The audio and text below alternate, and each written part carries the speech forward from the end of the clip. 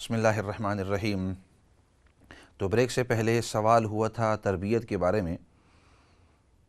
کہ بچوں کے اوپر کس انداز کے اندر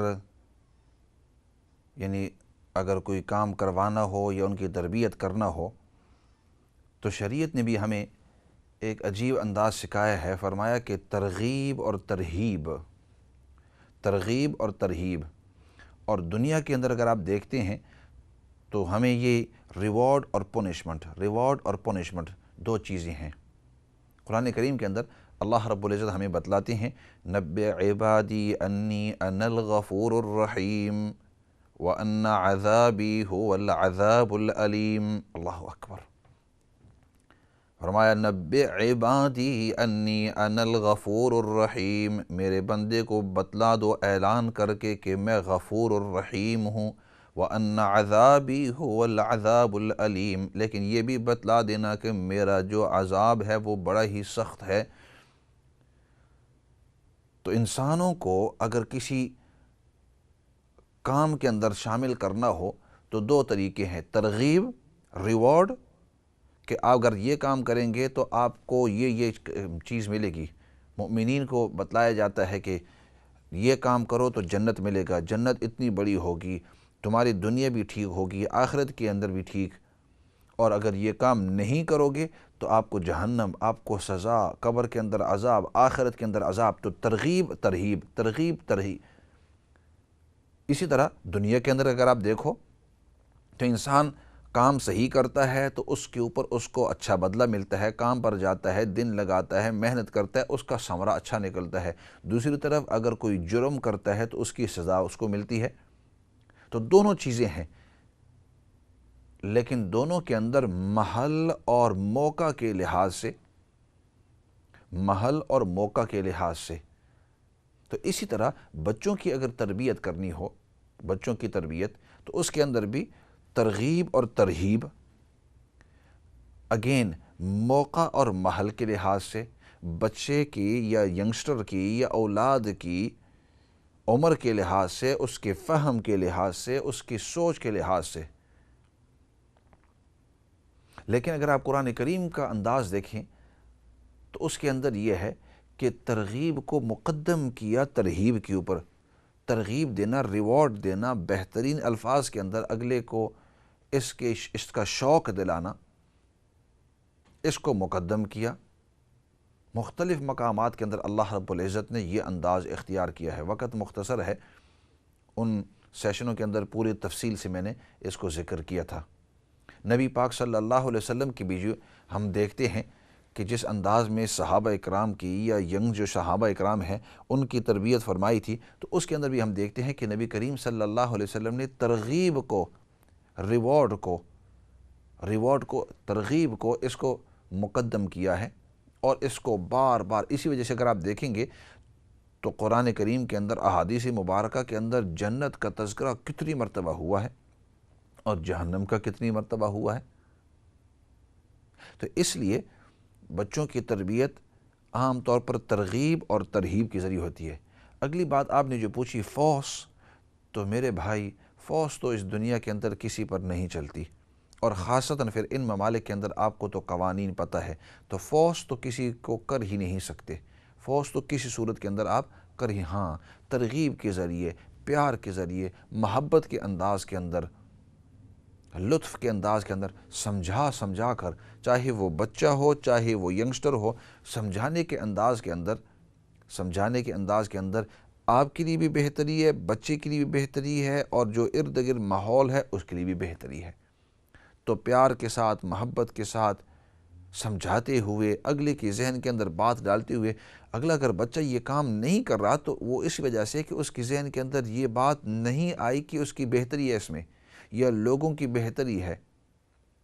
جو ہی اس کو یہ سمجھ میں آ جائے،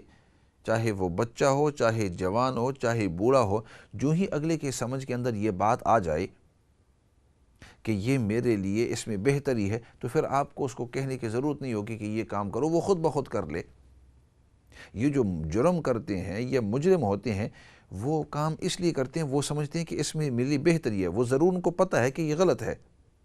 ان کو ضرور یہ پتہ ہوگا کہ یہ کام غلط ہے یا اس میں اگر میں پکڑا گیا تو مجھے سزا ملے گی، لیکن وہ یہ سمجھتا ہے کہ اگر میں یہ کرتا رہوں تو اس میں میرے لیے بہتری ہے، میرے لیے میرے پیسے آئیں گے یا میری عزت بڑھے گی یا میرے ساتھ یہ کام ہوگا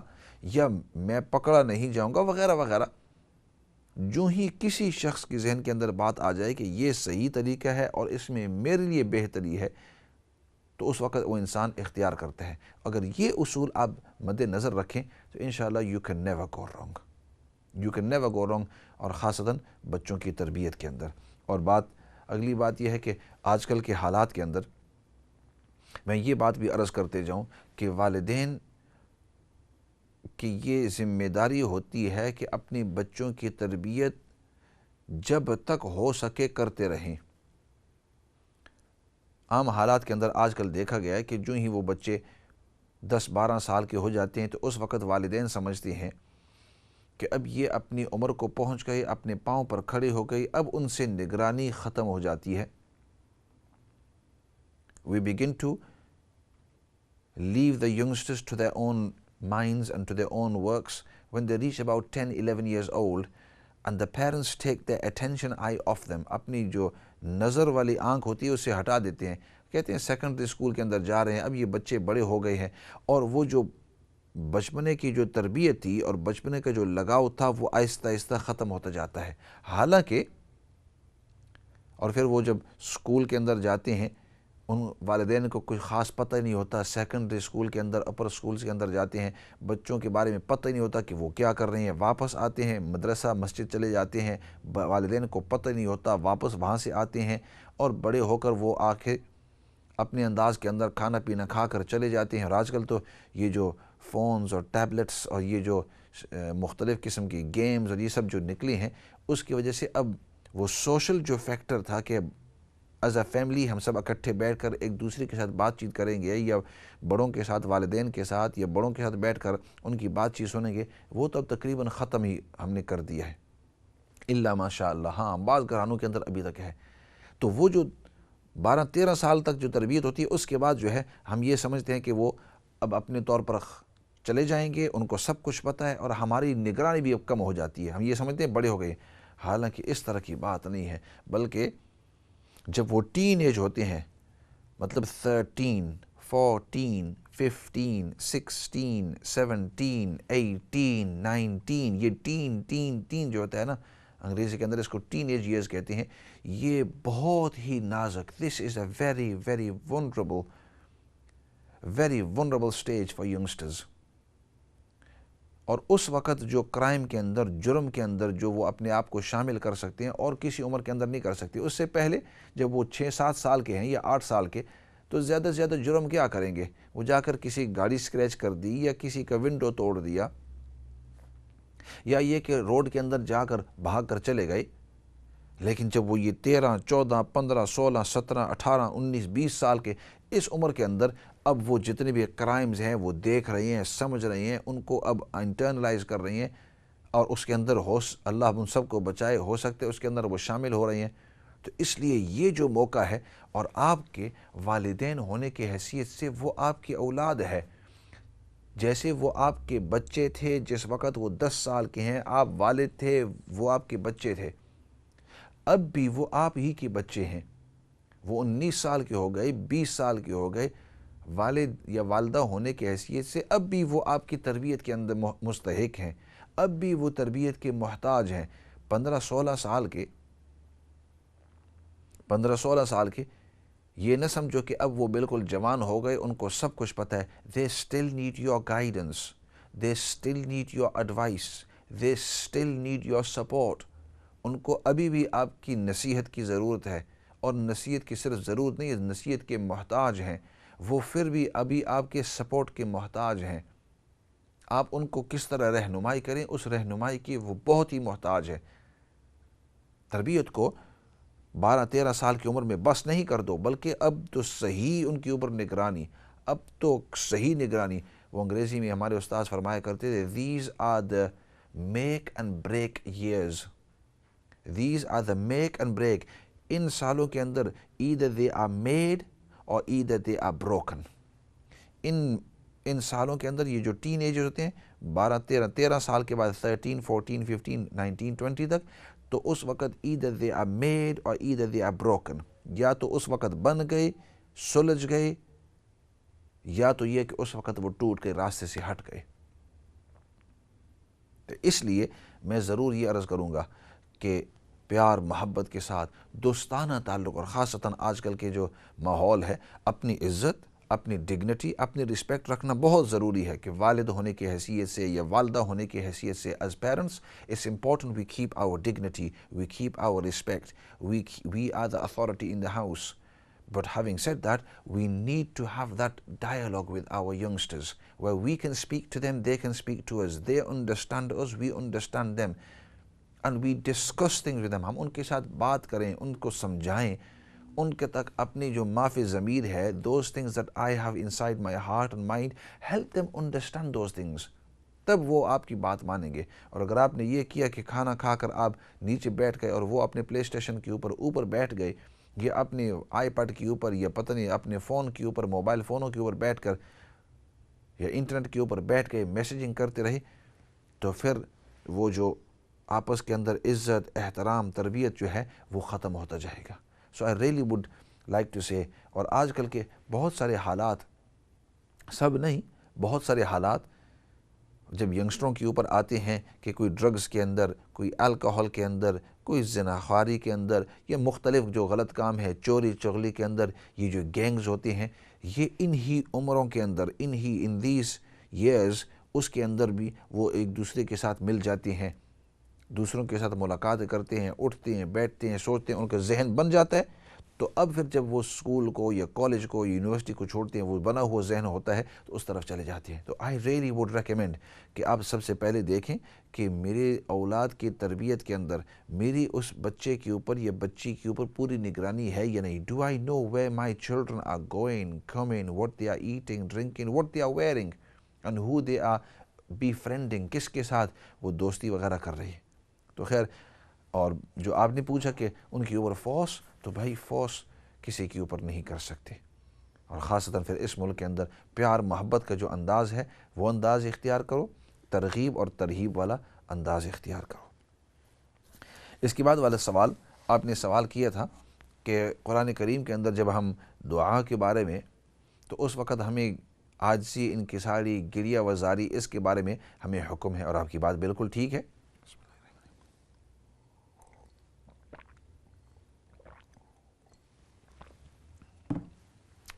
قرآن کریم نے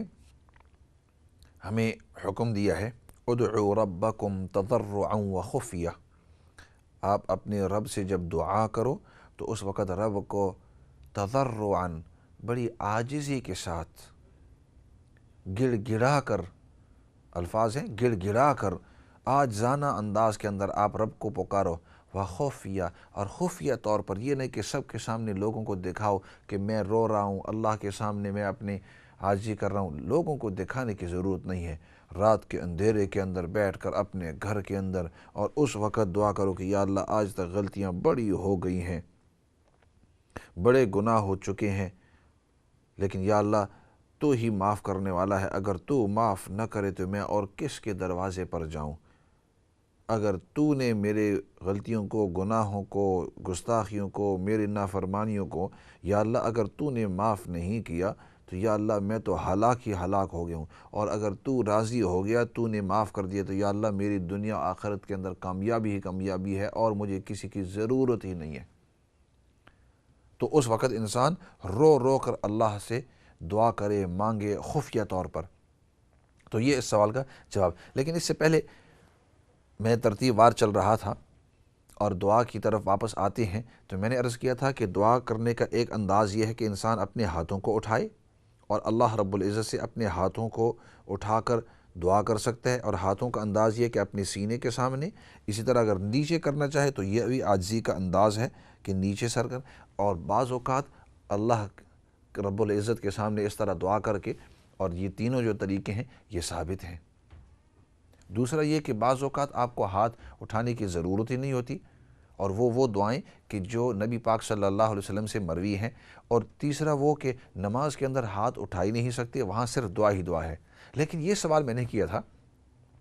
کہ اگر ایسے موقع کے اوپر ہو کہ جہاں آدمی پورا ہاتھ، دونوں ہاتھ نہیں اٹھا سکتا، آپ ڈرائیونگ کر رہی ہیں یا پہلے زمانے کے اندر آپ گھوڑے کے اوپر ہیں یا اونٹ کے اوپر ہیں یا سواری کے اوپر ہیں اور آپ نے لگام کو پکڑا ہوا ہے، یا ویسے آپ شاپنگ کے لیے جا رہے ہیں اور آپ کے دونوں جو ہاتھ ہیں شاپنگ ہے ان کے اندر، آپ کے بیگ ہیں، یا بچے کو پکڑا ہوا ہے، اب بچے کو نیچے رکھ تو نہیں سکتے، بچے کو اٹھایا ہوا ہے اور پھر دعا کرنا چاہتے ہیں، اس کا انداز، تو اس کا انداز فرمایا کہ اس کا یہ ہے کہ آپ پورے ہاتھ نہ اٹھائیں بلکہ آپ ایک انگلی اٹھا لیں، یہ بھی ایک دعا کا طریقہ ہے۔ اور یہ تیسرا دعا کا طریقہ ہے کہ جب آپ انگلی کو اس طرح اٹھاتے ہیں اور پھر آپ دعا پڑھتے ہیں، تو یہ بھی ایک، تو یہ ہاتھ اٹھانے اور نہ اٹھانے کا درمیان کا جو طریقہ ہے وہ یہ ہے۔ اسی وجہ سے اگر آپ دیکھیں گے تو جو لوگ عمرے پر جاتے ہیں اور وہ لوگ آپ سے مانگتے ہیں، تو مانگتے ہوئے وہ کہتے ہیں ریال ریال ریال، وہ اس طرح کہتے ہیں ریال ریال، تو ان کا مقصد یہ نہیں ہوتا کہ ایک ہی ریال دے دو، جیسے ہمارے یہاں کہتے ہیں اس طرح ہاتھ اٹھا کر کہتے ہیں پیسے دے دو پیسے دے دو، تو جن موقعوں کے اوپر ہاتھ نہیں اٹھا سکتے وہ اس طرح ان کی انگلی اٹھانا ہوتا ہے۔ اسی وجہ سے یہ جو ہم اتحیات میں بیٹھتے ہیں تو بعض علماء فرماتے ہیں کہ جب ہم کہتے ہیں اشہدو ان لا الہ الا اللہ واشہدو ان محمدا عبدہ ورسولہ، اور اس طرح انگلی اٹھائے رکھتے ہیں آخر تک، تو اتحیات چونکہ یہ دعا ہے اور وہاں اس کی اجازت ہے، ہاتھ اٹھا نہیں سکتے، اور چونکہ یہ خاص درخواست دعا کا موقع ہے تو اس میں اجازت ہے اس طرح، تو ہاتھ اٹھانے کی اجازت تو نہیں ہے لیکن اس طرح انگلی اٹھا کر۔ اسی وجہ سے میں عرض کر رہا، آپ ڈرائیونگ پر ہیں اور آپ کو ابھی دل سے دعا کرنی ہے، تو ڈرائیونگ کرتے ہوئے آپ اس طرح یا اللہ تو ہماری مدد فرما، یا اللہ جو پریشانی آئی ہو اس پریشانی کو دور فرما۔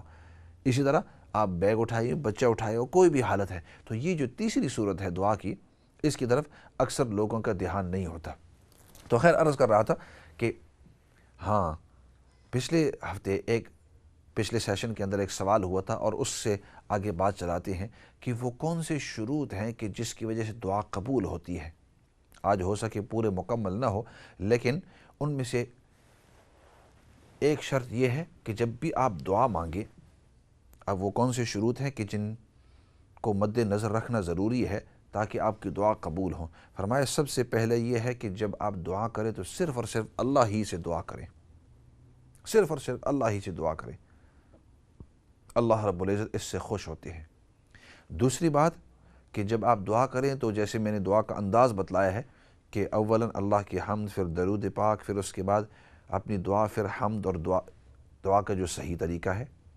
دو باتیں۔ تیسرا یہ ہے کہ کوئی حرام کام اور کوئی گناہ کا کام اس کی دعا نہ مانگے، یا اللہ فلاں شخص مر جاوے، یا فلاں شخص وہ نماز سے ہٹ جاوے، یا فلاں شخص اس طرح غلط کام کرے، فلاں شخص شرابی بن جائے، فلاں شخص ڈرگی بن جائے، اس طرح کی فرمایا گناہ کی اور حرام کام کی دعا آپ نہ کریں۔ اگر آپ کریں گے تو اللہ رب العزت اس دعا کو قبول نہیں کرتے۔ ہاں، ضروری ہے کہ آپ حلال کی دعا کریں، جب آپ دعا کریں تو اس وقت آپ حلال کی دعا کریں، اور دعا کے آخر میں ہمیشہ یہ کہا کریں کہ یا اللہ جن چیزوں کے اندر میرے لیے بہتری ہے وہ نصیب کر، اور جن چیزوں کے اندر میرے لیے بہتری نہیں ہے یا اللہ وہ مجھ سے ہٹا دے، مجھے ان سے ہٹا دے، میرے دل کو ان سے ہٹا دے اور ان چیزوں کو مجھ سے دور رکھ۔ تو حلال کام، حلال چیز،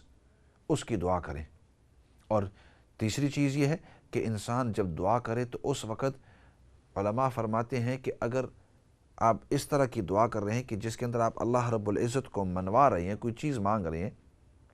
تو فرمایا سب سے پہلے کوشش کریں کہ آپ اللہ کے سامنے روئیں، گڑ گڑائیں اور گڑیا کریں، زاری کریں، تضرعاً، جیسے قرآن کریم کی آیت ابھی پہلے اس سے پہلے پڑھی تھی اور کالر نے بھی بتلایا، تو تضرعاً و خفیہ، گڑ گڑا کر اللہ رب العزت سے بار بار اس طرح مانگے۔ اور اگر انسان رو نہیں سکتا، گڑیا و زاری نہیں کرتا، تو فرمایا بتکلف یہ انداز اختیار کرے کہ یا اللہ میں رو رہا ہوں۔ بعض لوگوں کے دل اس طرح ہوتے ہیں کہ ان کو رونا جلدی آسان نہیں آتا، تو اس کے لیے یہ ہے کہ رونے کی حالت بنائی۔ نبی پاک صلی اللہ علیہ وسلم جب دعا کیا کرتے تھے تو یہ انداز۔ اس کے بعد فرمایا کہ آپ صلی اللہ علیہ وسلم کا انداز یہ تھا کہ الحو بیا حی یا قیوم، اصرار کیا کرو کہ یا حی یا قیوم، یا حی یا قیوم، یہ بھی انداز ہے۔ اور پھر دعا کے من جملہ من جملہ آداب میں سے ہے کہ کوئی ایسا کلمہ ہو تو اس کو بار بار مانگو، یا اللہ تو ہی مغفرت فرما، یا اللہ تو ہی مغفرت فرما، یا اللہ تو ہی مغفرت فرما، تو 2-3 مرتبہ اس کو دوبارہ دہرانا تاکہ انسان کی عاجزی اللہ رب العزت کے سامنے ظاہر ہو۔ باقی وہ کون سی چیزیں ہیں کہ جس کی وجہ سے بعض اوقات انسان کی دعا قبول نہیں ہوتی، تو فرمایا کہ اگر سب سے پہلے یہ ہے کہ انسان حرام سے بچتا رہے۔ حرام اگر انسان کھاتا ہے، حرام پیتا ہے یا حرام کپڑے پہنتا ہے تو فرمایا اس کی دعا قبول نہیں ہوتی۔ اسی وجہ سے حدیث پاک میں نبی کریم صلی اللہ علیہ وسلم نے ایک نقشہ کھینچا ہے، فرمایا کہ بعض اوقات ایک انسان لمبے سفر کے اندر ہوتا ہے، اشعث اغبرا، کہ وہ سفر کے اندر ہے، اس کے بال جو ہیں وہ بکھرے ہوئے ہیں اور دھول سے بھرے ہوئے ہیں، مطلب سفر کے اندر انسان بڑی عاجزی کی حالت ہو جاتی ہے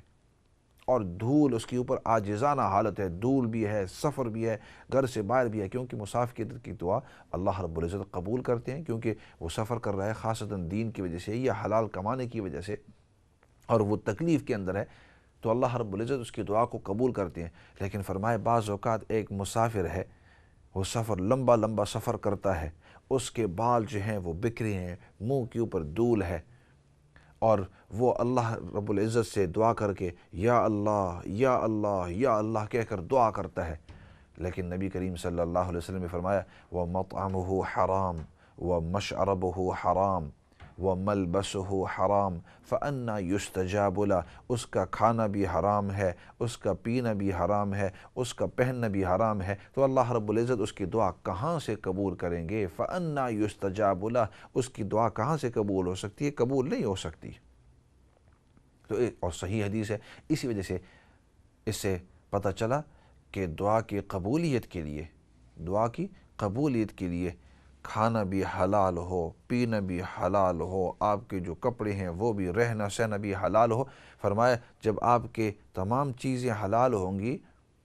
تب آپ کی دعائیں قبول ہوں گی۔ کھانا پینا آپ کی حرام ہے تو آپ پھر کیسے اللہ رب العزت کے سامنے اپنے ہاتھ پھیلا کر کہہ سکتے ہیں یا اللہ میری دعائیں قبول کرو، حالانکہ میں تیری ظاہرتاً میں تمہاری نافرمانی کرتا ہوں؟ کس طرح اللہ رب العزت تمہاری دعائیں قبول کریں گے؟ تو اس لیے فرمایا کہ اپنے کھانے پینے کو، اپنے کپڑوں کو، اپنے تمام معاملات کو صاف رکھو، تب اللہ رب العزت آپ کی دعائیں قبول کریں گے۔ ایک دو اور پہلو ہیں جن کے اوپر بات چیت کرنی ہے اور پھر کچھ دعائیں بھی بتلانی ہے کہ بہت اچھی دعائیں جو نبی پاک صلی اللہ علیہ وسلم نے، اور خاص دعائیں، ویسے تو آپ صلی اللہ علیہ وسلم نے سووں کی تعداد کے اندر، ہزاروں کی تعداد کے اندر ہمیں دعائیں بتلائی ہیں، لیکن ذہن کے اندر کچھ بہت اہم دعائیں ہیں جو میرے ذہن میں تھی کہ میں آپ کو عرض کر دوں، سکھا دوں، آپ ریکارڈ کر لیں، ان کو سیکھ لیں۔ بہت چن کر میں نے ان کو ذہن میں رکھی ہوئی ہیں۔ وقت ختم ہو گیا ہے، لیکن اگلے سیشن کے اندر ان دعاؤں کی طرف اشارہ بھی کروں گا، دوبارہ عرض بھی کروں گا۔ اگر آپ لکھنا چاہیں، پڑھنا چاہیں، ریکارڈ کرنا چاہیں تو اگلے سیشن کے اندر اس کے لیے چھوڑتے ہیں، لیکن فی الحال چونکہ وقت پورا ہو گیا ہے تو آج کے اس سیشن کو ختم کرتے ہیں دعا کے ساتھ۔ الحمدللہ رب العالمین والصلاة والسلام علی سید الانبیاء والمرسلین محمد وعلی آلہ وصحبہ اجمعین۔ ربنا ظلمنا انفسنا وإن لم تغفر لنا وترحمنا لنكونن من الخاسرین۔ اللهم ربنا اغفر لنا ولإخواننا الذين سبقونا بالإيمان ولا تجعل في قلوبنا غلا للذين آمنوا ربنا إنك رؤوف رحيم۔ یا رب العالمین تو ہم سب کو دین کی سچی اور صحیح سمجھ نصیب فرما، یا اللہ تو ہم سب کو دین پر استقامت نصیب فرما، یا رب العالمین جتنے بھی بیمار ہیں سب کو شفاء کاملہ نصیب فرما، یا اللہ جتنے بھی پریشان حال ہیں، جس قسم کی بھی پریشانی کے اندر ہیں، دنیا کی جس خطے کے اندر ہیں، یا اللہ سب کی پریشانیوں کو دور فرما، سب کو سکون اور اطمینان نصیب فرما۔ یا اللہ جتنے بھی مرحومین اس دنیا سے جا چکے ہیں ان سب کی بخشش اور مغفرت فرما، اور موت کے بعد تمام مراحل ان کے لیے بھی، ہمارے لیے بھی، بقیہ امت مسلمہ کے لیے یا اللہ سب آسان فرما۔ یا اللہ نبی پاک صلی اللہ علیہ وسلم نے جتنی بھی خیر کی دعائیں مانگی ہیں ان تمام دعاؤں کے اندر تو ہم سب کو حصہ نصیب فرما، اور نبی پاک صلی اللہ علیہ وسلم نے جن چیزوں سے حفاظت اور پناہ مانگی ہے یا اللہ ان تمام چیزوں سے تو ہم سب کو پناہ اور حفاظت نصیب فرما، اور یا اللہ سب سے بڑی بات وہ تیری رضامندی ہے، یا اللہ دنیا اور آخرت کے اندر تو ہم سب کو اپنی رضامندی نصیب فرما۔ سبحان ربک رب العزت عما یصفون وسلام علی المرسلین والحمد للہ رب العالمین برحمتک یا ارحم الراحمین۔